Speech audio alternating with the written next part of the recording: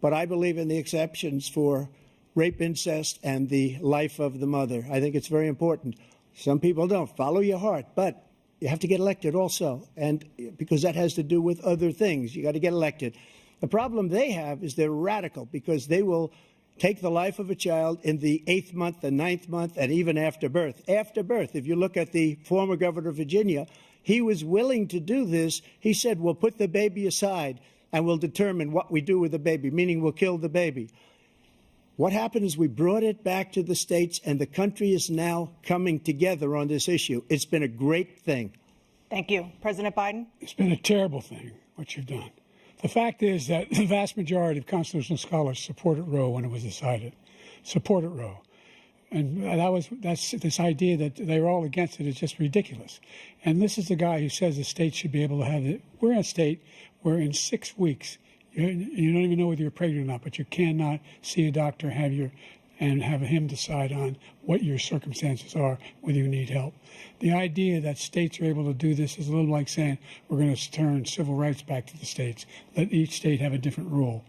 Look, there's so many young women who have been, including a young woman who just was murdered, and he went to the funeral. The idea that she was murdered by an immigrant coming in, they talk about that. But here's the deal. There's a lot of young women who are being raped by their in-laws, by their spouses, brothers and sisters, it's just ridiculous, and they can do nothing about it. And they try to arrest them when they cross state lines. Thank you. There have been many young women murdered by the same people he allows to come across our border.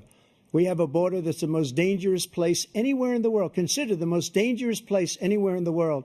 And he opened it up, and these killers are coming into our country, and they are raping and killing women.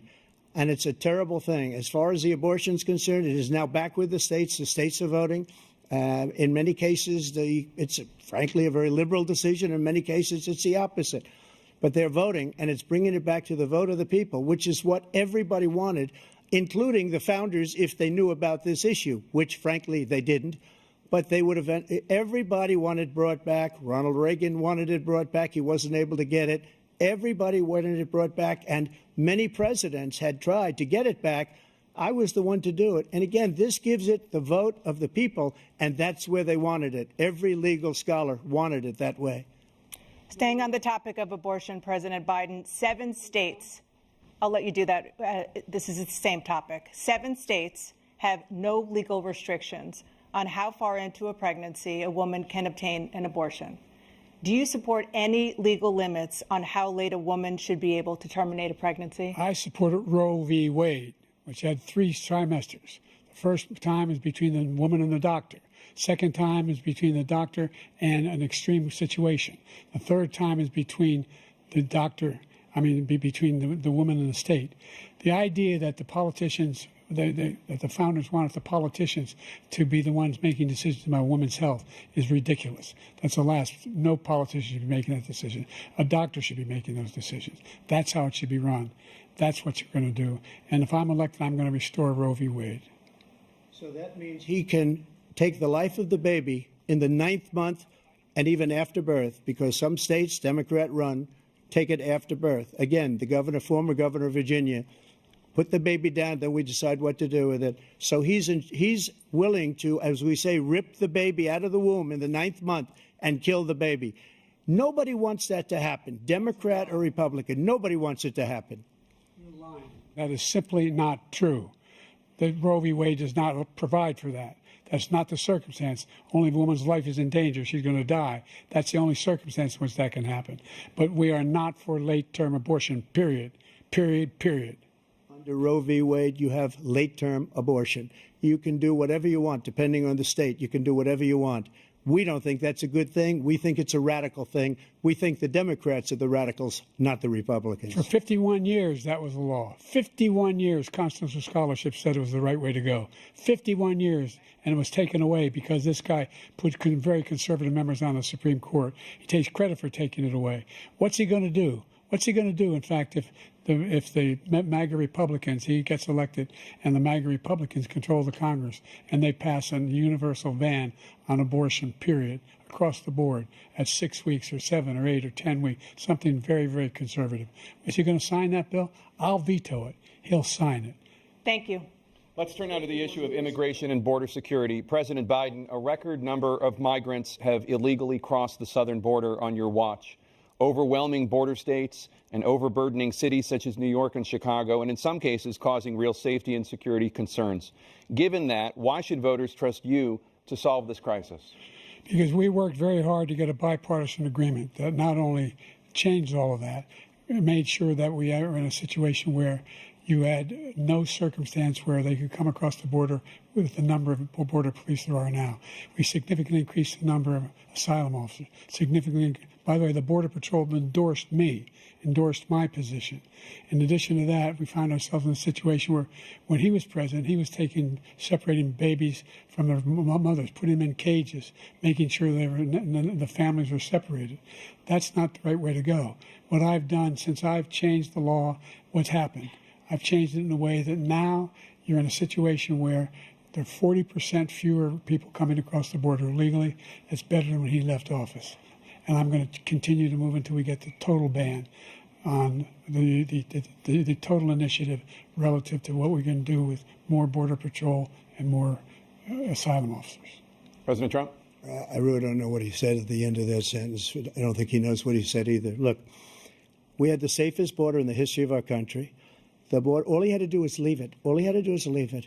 He decided to open up our border, open up our country to people that are from prisons, people that are from mental institutions, insane asylum, terrorists. We have the largest number of terrorists coming into our country right now, all terrorists, all over the world, not just in South America, all over the world. They come from the Middle East, everywhere. All over the world, they're pouring in. And this guy just left it open. And he didn't need legislation because I didn't have legislation. I said, close the border. We had the safest border in history. In that final couple of months of my presidency, we had, according to Border Patrol, who is great, and by the way, who endorsed me for president, but I won't say that, but they endorsed me for president. Brandon, just speak to him. But look, we had the safest border in history. Now we have the worst border in history. There's never been anything like it. And people are dying all over the place, including the people that are coming up in Thank you, caravans. President Trump. President Biden? The only terrorist who's done anything crossing the border is one who came along and killed three, under his administration, killed an al-Qaeda person come in his administration, killed 3 American soldiers, killed 3 American soldiers. That's the only terrorist that's there. I'm not saying that no terrorist ever got through, but the idea they're emptying their prisons, we're welcoming these people, that's simply not true. There's no data to support what he said.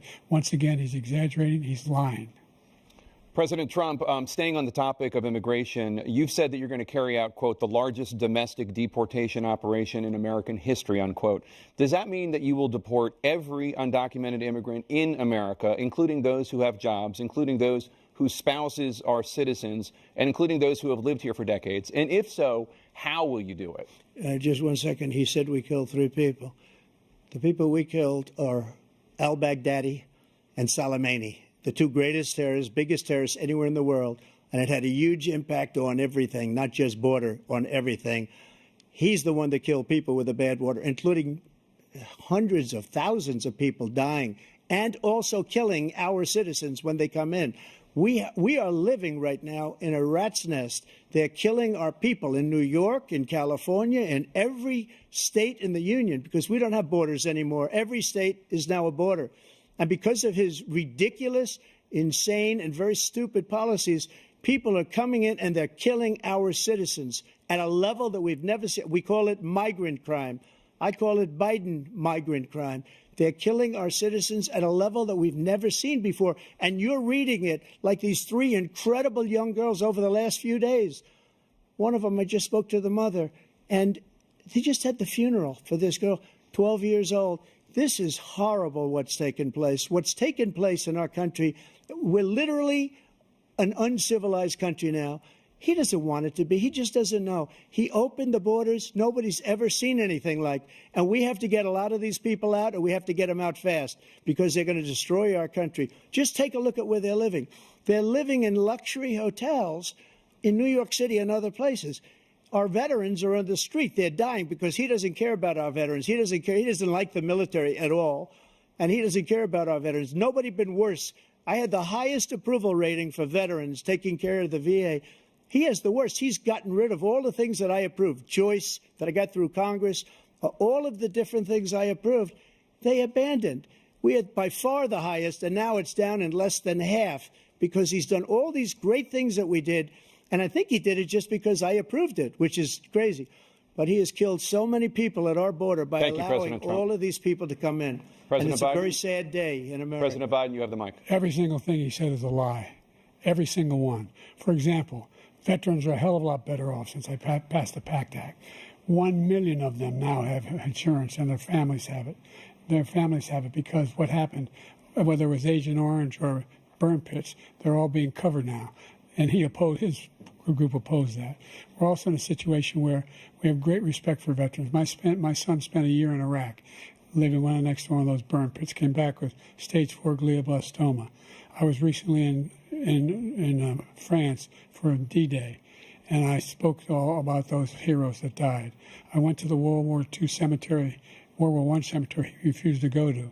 He was standing with his 4-star general, and he told me, he said, I don't want to go in there because they're a bunch of losers and suckers.